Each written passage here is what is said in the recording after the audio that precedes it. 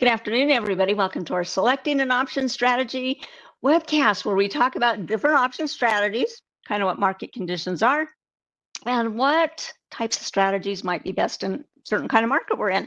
Now, today I'm excited to do something we haven't had a lot of opportunity to do, and that is to discuss maybe what we might do in some areas of the market that might be going a little bit sideways, a little bit more neutral or range bound.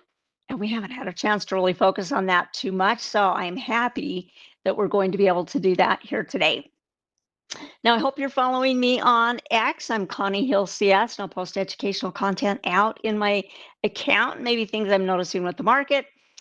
Something I posted a lot about is a particular scan I run every morning and share the results with you. So I'd love to have you follow me. Now, we are joined in the chat by Cameron May. I'm happy Cameron's here. As you have questions, go ahead, put those out. I'm going to keep my eye on the chat, but Cameron will pick up those things maybe I can't quite get to. And you'll want to follow Cameron on X. He is Cameron May CS. Well, let's go through our important disclosures and get down to business. Options carry a high level of risk and are not suitable for all investors. What we talk about today is for education and informational purposes only. Don't consider it a recommendation. We'll be using the Paper Money software application. It's for educational purposes only. There are some differences between the Paper Money and your live accounts. We try to stress to you what those might be. Past performance of any security does not guarantee future results or success. When we talk about probabilities, about maybe a probability of an option expiring in the money or out of the money, it's theoretical in nature and not guaranteed. Short options can be assigned at any time up to expiration, regardless of the in the money amount, and an in the money amount or in the money option has a higher risk of being assigned early. One thing that's different in paper money is it will never assign early. So we want to make you aware of that. And I do, especially in our class when we're reviewing trades where we might be in a situation that maybe we might have been assigned early. There is no guarantee that execution of a stop order will be at or near the stop price. So we'll keep that in mind. So typically we're going to take a look at market conditions. We'll see where we ended up here at the market. The closing bell just ringing a few minutes ago. And as I mentioned, we're going to maybe look a little bit at some sideways or neutral strategies. And I'm going to show you when we go look at the indexes why we might be leaning that particular way. Okay, so we are here to follow up on a lot of examples. Just going to give you a quick look at the different strategies that we talk about in this class. And these are not every strategy under the sun by any means, but they are the ones that really we will focus on here a lot. I'm going to point out right now, we are going to focus on this iron condor. That's one we haven't had a lot of opportunity to really do a lot with, so we're planning to do so today. Let's head over to our Thinkorswim. And I've got the SPX up here. Now I've got my typical 10-day exponential moving average. That's the blue line. The red line is a 30-day moving average. So it's kind of on the shorter end of an intermediate type time frame, but it's something that we keep on the charts frequently, especially in our classes, at least with me. And then I've got two studies here that we're going to kind of consult with. Okay, we've got the ADX. That's this big yellow line here. Average directional index. It gives us an indication of the strength of the trend. A value of 25 or higher means the trend is strong, but we also want to pay attention to what direction is it going. Is it headed down and maybe losing strength, or is it building strength and heading up? So right now on the SPX, today's value looks like it's going to close there about 25 and a little bit of change. So we would say that it is strong. It's not as strong as something at 30 or 35 or 50. Okay, just kind of is barely strong, but what direction has it been going recently? Yeah, it's kind of been weakening, right? That ADX is letting us know, okay, the trend is weakening. And then the RSI, we spent a little bit of time with this last week where we talked about looking for a divergence on the RSI, and maybe, a divergence is when we see price, for example, making higher highs and higher lows. We expect our oscillators to do that, and the RSI wasn't. And so you can see these white lines I had drawn in here. We had our divergence during this period of time where the market was making higher highs and higher lows, but the RSI didn't. Nothing ever happened, okay? And here we go. We're climbing up here again. Same thing. made a brand new high. This was on August 15th, but the RSI didn't make a new high. And so when we see activity there diverging from each other, it's a yellow caution flag. We'll see what happens. Price needs to confirm it. So when we talked about this last week, it was interesting because we didn't get a confirmation. This low is still higher than the previous low and got a little rebound off the 30-day moving average. So might not amount to anything. We'll have to see. Let's look at the NDX. A lot of the stocks that we will look at in this class come from the S&P 500 as well as the NASDAQ 100.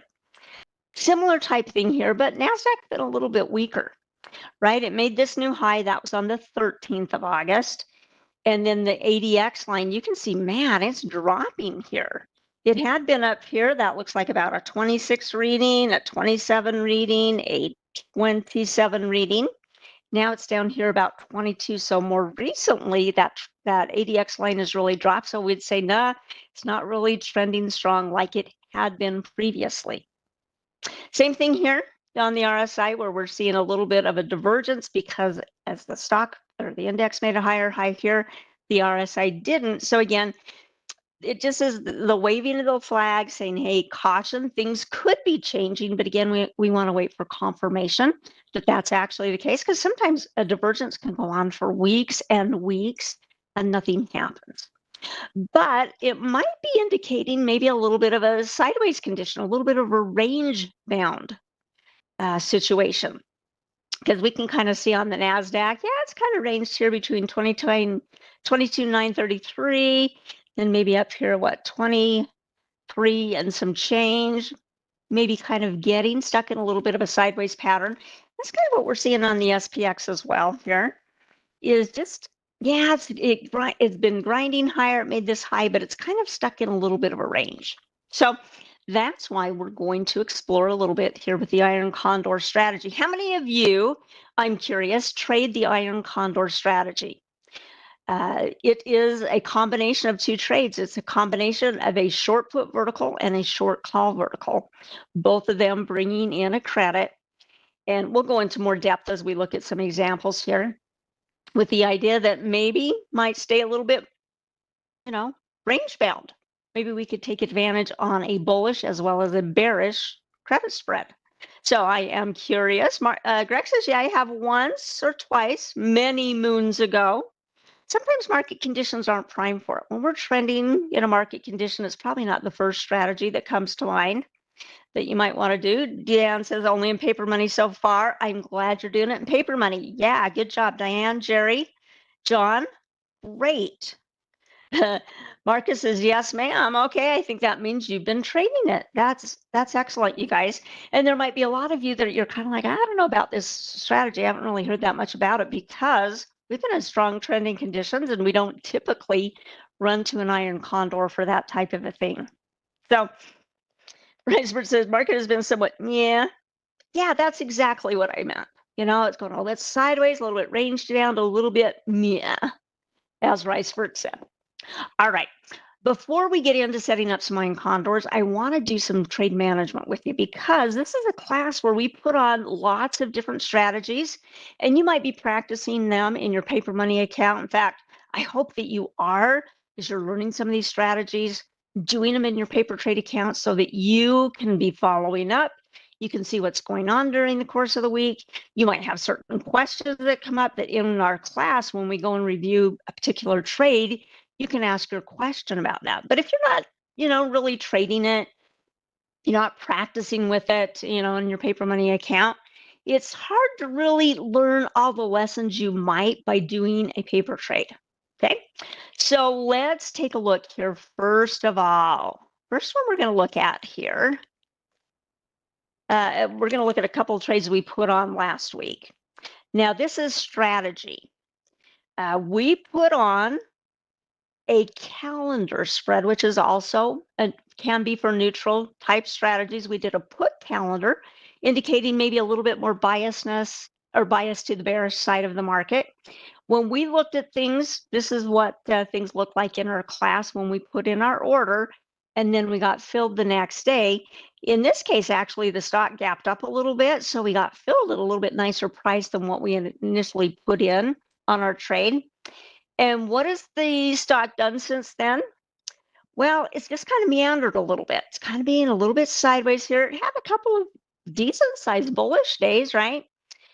We have the 320 calendar. So our peak profitability is if the value of that spread gets close to about 320.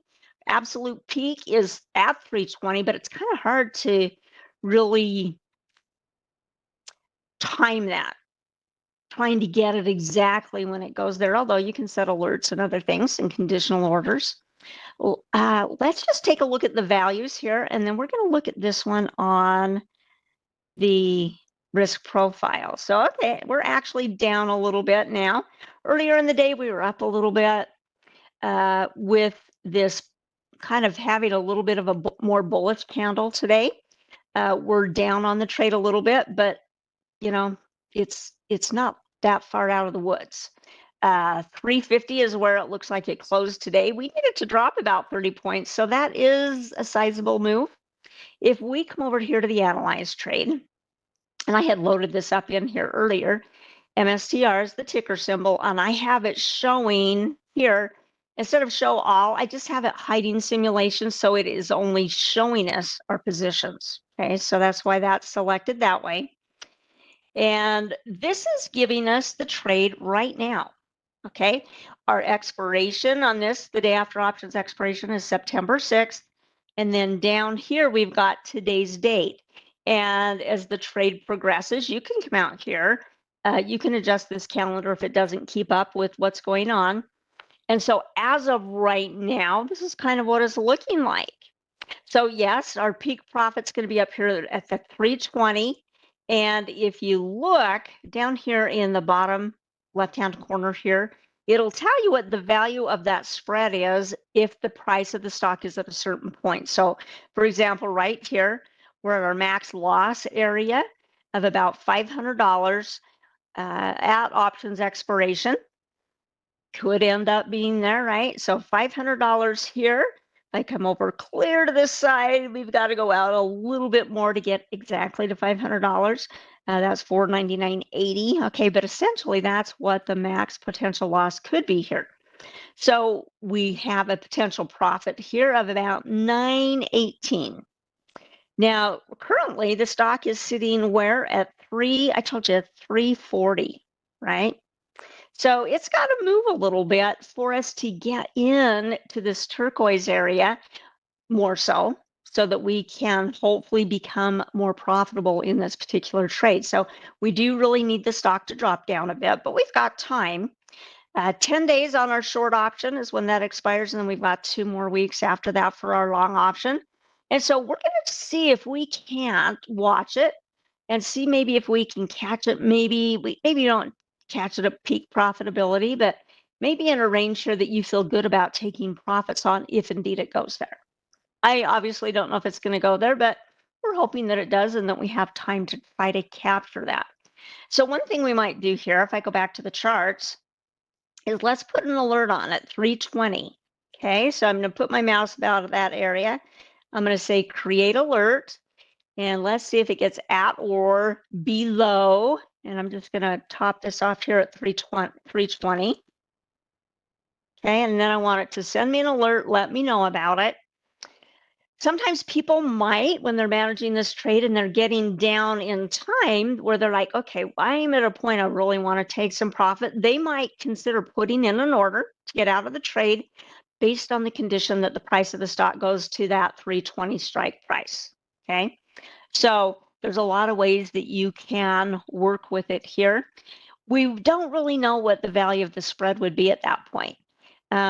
If it moved, say, to 320 today, well, today the market's going to be closed now, but, you know, say tomorrow or the next day or the next, then we might consider getting out. And if it goes into maybe next week, then we're in a situation, man, where we probably need to find an exit pretty quickly. We really don't want to draw this thing down to options expiration if we can help it. Okay, that's what the goal is going to be with this particular trade. Did any of you Have any of you traded calendars? Are you getting familiar with calendar spreads? They can be a way to take advantage of maybe some higher implied volatility. In this case, where it's a put calendar, if implied volatility starts ratcheting up, that's going to help our longer leg put. Okay, that's going to help it.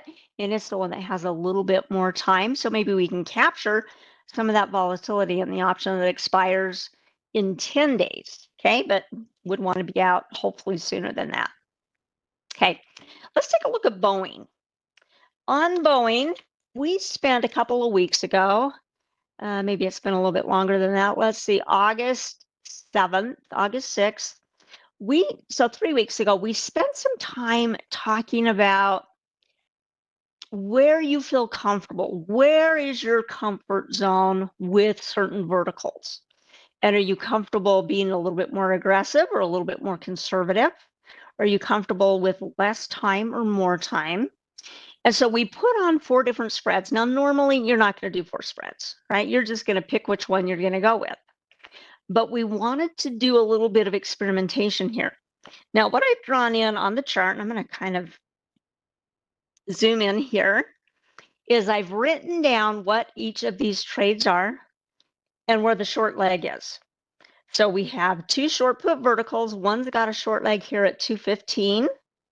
And this is the one that expires in 3 weeks. Well, actually in 21 days. And then this one that's a 220 short leg expires a little bit sooner in September 5th here. Let's go look at the short put vertical trades first, okay? If we got in here and the price of the stock closed up here, nice strong bullish candle here today, should these 2 trades be in positive territory? Do you think both of these should be making some money? Just logically looking at it would think, yeah, those should be making some money. Let's look at this. Now, if we come over here to our monitor tab, let's open up our Boeing options here.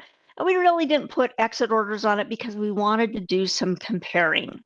Okay, so the put vertical that expires first on September 5th, looks like at the end of the day here, it looks like we're up $162 on the trade.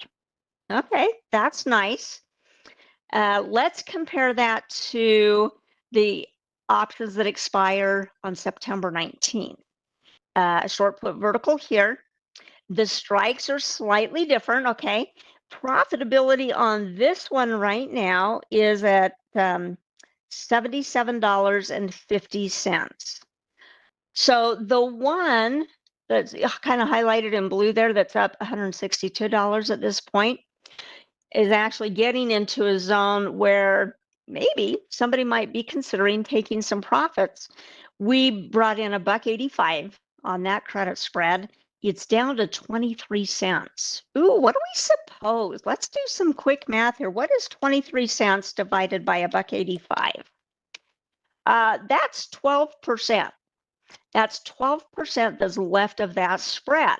Some people might be going, Connie, we've thought many times we put in orders to buy it back when it's not even that much. But if it's at 12% and we've been able to capture, what are we waiting for?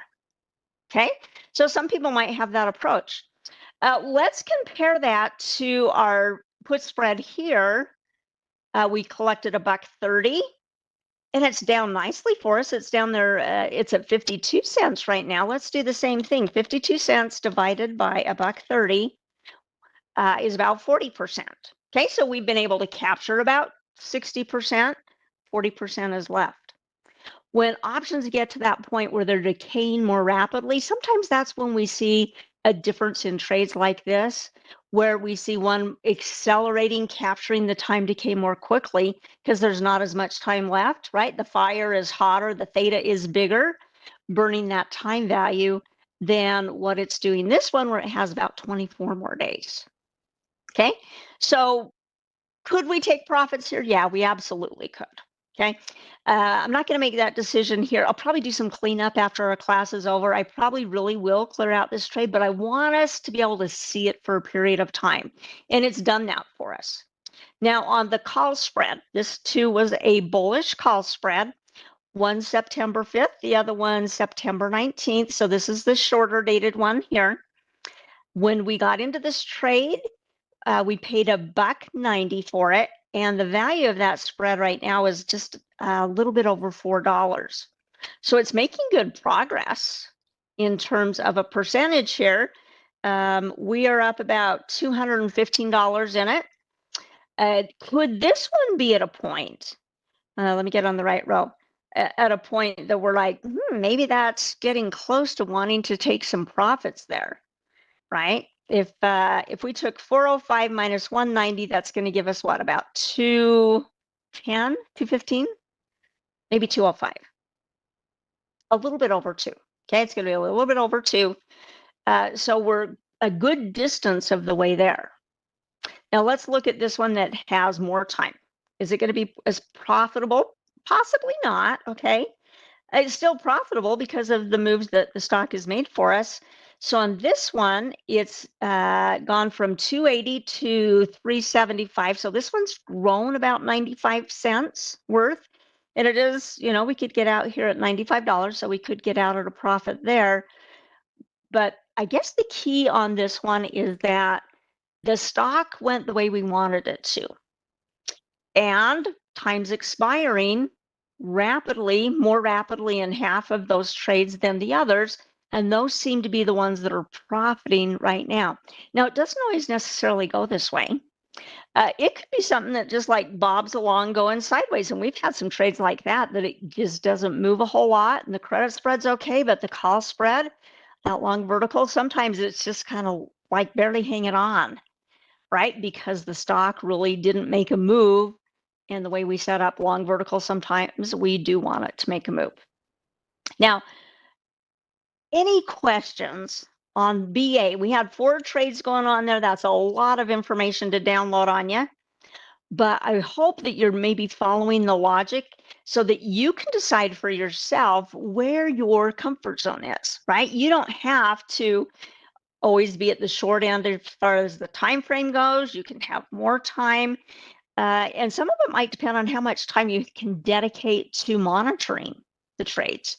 And most of the time in our trades, we'll put on those exit orders so it just gets it out at a profit target. You don't have to do that, but if you practice that, you can get a feel for if it's something that you like or not. Now let's take a quick look here. Judson, I don't know if it's Jayton, maybe it's Jayton. I like butterfly strategies, but when I trade SPX, I'm not able to pick up the timing in terms of expiration dates. Shall I go for 2 weeks or 4 weeks? That's going to be a little bit difficult to answer out of context. There's always going to be advantages and disadvantages. And if you're looking for a big move for the butterfly to make or a small move for the butterfly to make, right? So you have to have more context with it to give you a really good answer on that question. I think Cameron gave you an answer there as well. Okay. Yeah, so sometimes longer term contracts, maybe might not decay as rapidly, and sometimes that's to your benefit if the stock is being pokey dokey, and sometimes maybe it's not to your benefit. Okay, so it's not always going to work out the same as this Boeing trade did, but hopefully that gives you a feel for it. After our class, I'll probably just close down all of them and say lessons learned from those spreads. Okay. All right. Mighty Mouse says, SPX is not easy to trade. Indexes are a little bit trickier. They're leveraged. Sometimes you might have a different approach with them. Okay. I want to make sure we have a lot of time to spend on some iron condors. I do want to point one other one out to you. Some of our trades we're just going to let work. One, we upped our stop loss. And I'm going to bring up the chart here. YOU. We got in on this flag breakout. Okay, we were seeing the stock try to bust out. We got filled on it the next day. And then it kind of went sideways for a little bit, but we were profitable in the trade. I can't remember exactly how much. I want to say maybe we're up 35 to 40%, something like that. And so as we discussed it, we said, well, one approach could be that you move up your stop loss to basically what you paid for it to see if you can maybe try to lock in some profitability. So we did that in our class. We had that discussion. Somebody could have just as easily said, "Nah, I don't think it's moved enough yet to really increase our stop loss." So in any case, we increased the stop loss, and we did that on the well, we met on the 19th, so it happened on the 20th. So here is the 20th is when that order went in, and then the very next day it dropped down just enough. It gapped down enough to hit our stop loss. Okay, so we actually got out of the trade, and you're like, oh, nuts. What if we would have been more patient? Oh, man, if we had been more patient, look where it is now. And yeah, we could still possibly be in that trade. It hadn't hit its target yet. Its target's a little bit higher here with that flag breakout. I'll just show you the numbers here real quickly on you. So, and let me open up the order history here as well. So we got filled at 218, and so we had gone in and put in an order that said, all right, if it gets down to 218, maybe this trade's starting to lose some momentum. Let's get out of the trade. So that's where our stop loss was set to, same price as it was based on the option. And then we got filled at 207. I think this is a good illustration of, even though you may have a number that it's going to trigger at, we don't always get filled at that price. Sometimes it's a not quite as favorable because it's moved a little bit before that order actually gets filled. But so this was kind of a mostly break-even trade. Okay, not really. We didn't really lose that much. We lost a little bit, but more kind of a break-even trade. And that's what we do when we practice these strategies and practice different types of rules. We might pick a rule and we might follow it, and maybe on a particular trade it doesn't work out, but it gives you a feel for how you might want to approach them. And so do that in your paper account, all right? All right, let's talk iron condors. Now, an iron condor is basically putting two spreads together. And the first stock we're going to look at is Apple. You guys may be familiar with Apple. It's kind of been a little bit range bound. It got range bound down in this period of time here for like 4 weeks. And then it popped through. Now it's looking like it's kind of going sideways again. Who knows if it'll continue or if it'll run up. It is spent about 5 days here just kind of hanging at the 10-period moving average, is not making a lot of progress. So this might be one where we say, okay, let's do possibly an iron condor. Consulting the ADX, the trend's actually still strong. It's at a value of 30. 25 or higher indicates stronger trend. And it technically, I would say, is more a little bit on the bullish side, although I'm seeing some range-bound activity here. And when it made a higher high up here, doesn't look like the RSI made a higher high, and we would want to see that. So maybe a little divergence starting to settle in. Okay, let's go to the trade tab. And I'm glad that some of you have started to experiment with this strategy. Again, you might not use it all the time. You might only use it in certain market conditions. Now, with 4 legs of a contract, short put vertical, short call vertical, we need the options to be really liquid, okay? Because you've got 4 legs. It's not just like you're buying one of them and you're like, oh, I can deal with a little bit of a big spread. You've got 4 of them. And so if you have really wide spreads and not a lot of liquidity, man, it can really do some damage in a trade like this where you've got 4 legs, okay? So I want you to be cognizant of that. We today are going to use the September 19 options. They've got 24 days before they expire. Many times traders like to sell time in a window between 20 to 40 days. Sometimes we have to go a little bit longer than 40 days. It's just kind of a ballpark you might consider.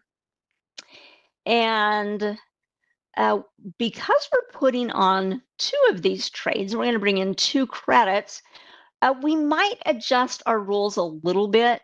Maybe go a little bit further out of the money than you might if you were just doing one vertical alone, okay? So let's see if these numbers still are looking pretty good. I'm going to start on the put side of things. And initially, what I was looking to do here was looking to sell the 217.50. Now, its starting point is at I'm going to just kind of highlight it here, a 20 delta, okay? So it's at a 20 delta. And it has a probability at this point of expiring out of the money. That's what this column is, of about 77%. So pretty higher probability, right? Likely that it would expire out of the money, not guaranteed ever. right? There's always the 23% that it's not going to expire there. But look how tight the spread is here. In fact, earlier today, it was a little bit tighter than this. So 183 by 196 is what it's showing right now. But look at this, 145 by 149. That's what it was trading at, really tight spreads like that when the market was going and in sync, okay? So for our first leg, we'll put together this short put vertical. Let's go ahead and we're going to put it on. We're going to put it on as the iron condor. So we're going to say sell. And here's our iron condor right here. And it's just going to select the next strike price in sequence, which is just fine. There may be times when you want to spread it out a little bit. We're fine. We're going to leave it there.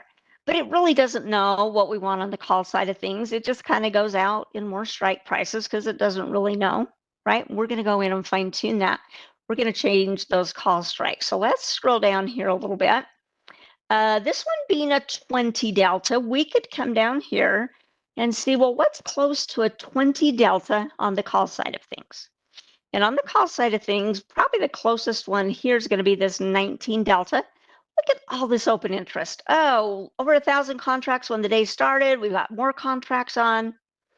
A 4-cent difference in the spread on the short leg. 3 cents on, actually the wrong direction, 4 cents on both of them. It looks like it's going to be so super, super tight. And again, with those 4 legs, that is a big deal. Okay, so we're like luscious. We love the numbers that we're seeing. We're little tiny fish in a big pond, and it makes those spreads tighter. Okay. So on this one, we're going to change our short leg to 240, 250, and we're going to make our long leg be 245. So we're just going to come down here, find the negative on the call, and we're going to go 240, 250. So we're going to have to kind of move this up here. Oops. 240, 250. Here we go. And then we're going to do the second. We're going to make this the 245. So let's try not to pass it up this time. 245. Right now it's coming in at about an 81-cent credit. Okay. Some of you might be comfortable with that. Some of you might not. It isn't exactly even bringing in the same credit on the put side as it is on the call side, but they're fairly close. Okay. And this one that we're selling on the call side with this 19 delta has an 82% probability of success. And so that's why people, when they're doing an iron condor, might feel a little bit more comfortable at going a little bit further out of the money because they know they're going to bring in 2 credits. Now, picking these strike prices, we did solely based on probability and deltas. We did not even look at the chart. So let's go look at the chart. And I'm just going to write down here, 240, 250 is what we settled on, and 217.50. And now we're going to bring in technical analysis. Do you have to bring in technical analysis? No, you don't. There are some people that just trade on probabilities. I like to see the chart information as well. Waisu says, what's the advantage of an iron condor over a butterfly or a vertical spread? The advantage of an iron condor is the ability to say, and we'll go in and draw our lines on the chart. Let's go do that. Is we're expecting the stock to stay in a certain range. A butterfly typically is a low probability trade where it's got to be smack on where your 2 middle sections are, those 2 contracts in the middle of the butterfly. Say it's at 200, boom, peak profitability is at 200, and that's it. And it's kind of a high return, but it's not a high probability trade. It's really a pretty low probability trade. So it's kind of like, if you get it, great, you hit a home run with it. As far as vertical goes, was the other one, a vertical, say the short vertical. The advantage here is that we're putting 2 of them on and not just one. Okay, not always appropriate. Let's go out and draw these lines in here. And I'm going to go hide our studies here for a minute because I want us to just have a little bit of just seeing the price. Okay, we'll leave the volume on, that's fine. So our one leg 217. Let me get this line here, and I'm going to go, where is 217? 217, ooh, look at that, 217, I almost had it on the nose, 217.50. This is where our strike price would be, and I'm just going to make it blue, powder blue, so we know that strike price and not necessarily a support or resistance line, okay? We would want this vertical or this iron condor, we would want that put side to stay above 715 or 217.50. Is that a decent amount? Yeah, it's got quite a bit of leeway there. Current price of the stock's at 229, so you know that's about what, 15, 17. It's a lot. Okay, there's some wiggle room in there. Ideally, in an ideal world, if we could sell below this support level, that would be more ideal.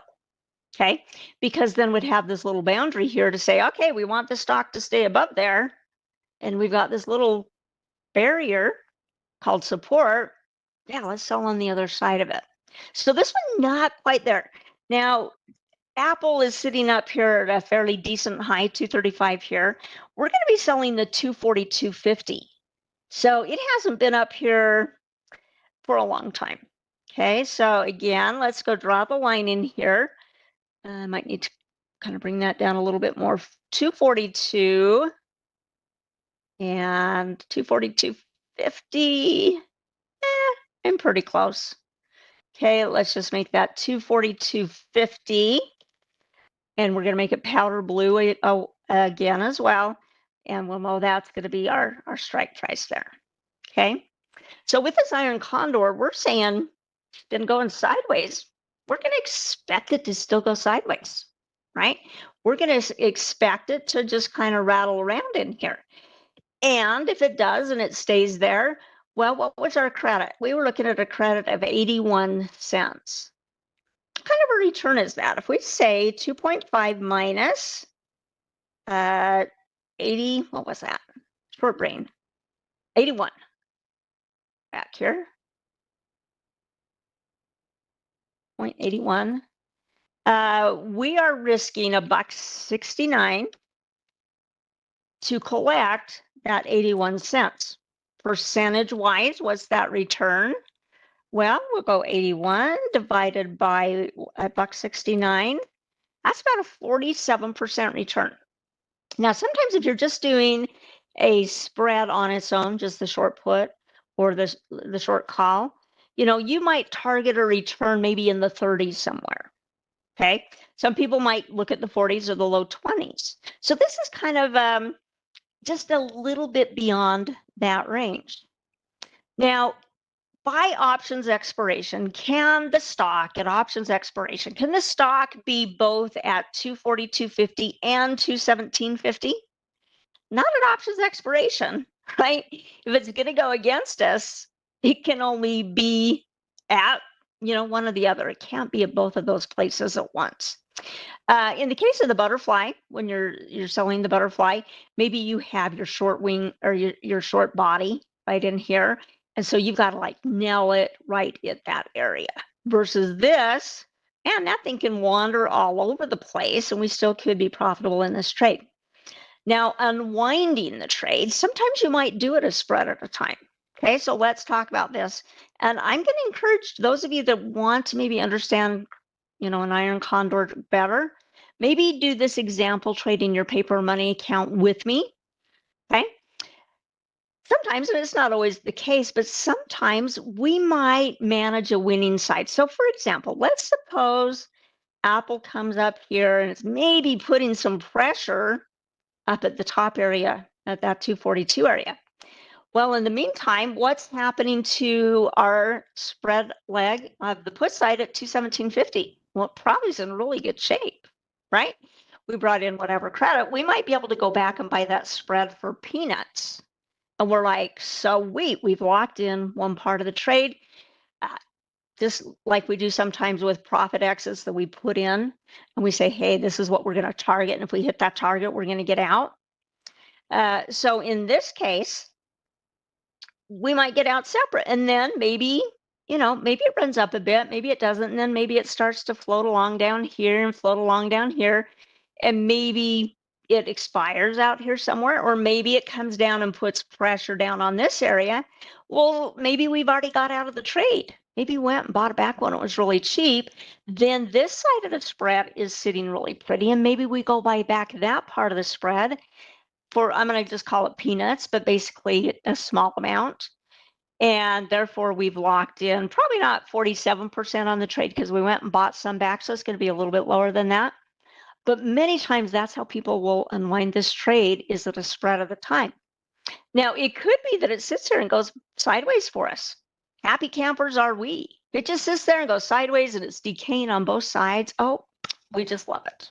Okay, so I am going to encourage you, if you're trying to work on this strategy, you want to understand it better, do this example trade with me in your paper money account, or pick one of your own, okay? Because it's really that doing that really makes the big difference to you. And when we get together next week, I'm going to ask you, what questions did you have about this trade? What questions came up as you were trying to manage this iron condor on Apple? Okay, is that fair? Give you that kind of a homework assignment? All right. I think you'll find it useful if you're somebody, that is saying, yeah, let's figure this strategy out. Now, there aren't earnings to be in the way here, right? They got their earnings out of the way July, so they're not going to have, typically not going to have any earnings till October 31st. It's going to be Halloween, right? Before these guys are going to have to report earnings again. Okay. Some people might not want to do an iron condor over earnings. Some people do intentionally do an iron condor because implied volatility is really high and they sell far out, like maybe they'd take this one and make sure it was below support. They might consider doing something of that nature. All right. Excellent. Well, Wasu is going to take me up on the challenge. I think that's a good thing. Let's see. Stevie says Apple announcement on 9/9. It shouldn't be 9/9. They might. Oh, they have their product announcement 9/9. You're absolutely right. That is a big deal for Apple when they release their products. Yeah, that certainly is a big deal. Now, I didn't see a survey out there, guys. I hope this discussion was helpful. Tell me in the chat if going into all these little details about the iron condor was helpful to you, as well as the details on the trade we followed up with. Let me know, because I want to make these sessions the best they can be for you. Okay. So I didn't see a survey, so you're off the hook, but so you can find our content easier, be a subscriber. So you can see what we're posting out on X, kind of what some of our thoughts might be as we look at particular charts. Follow Cameron, and I would love to have you along. If this was helpful to you today, go ahead and hit the like button on the way out, and that'll let other people know you found this useful. They might find it useful as well. Okay, this is the last class of the day. Tomorrow morning, we're going to be back bright and early, right at the opening bell. That's going to be 9:30 Eastern time. If you're in Hawaii, it's going to be a lot earlier than that. Okay. But we will see you then, and we'll follow up on this trade and some of our other trades in next week when we get together. All right. Have a great evening, everyone. Good night.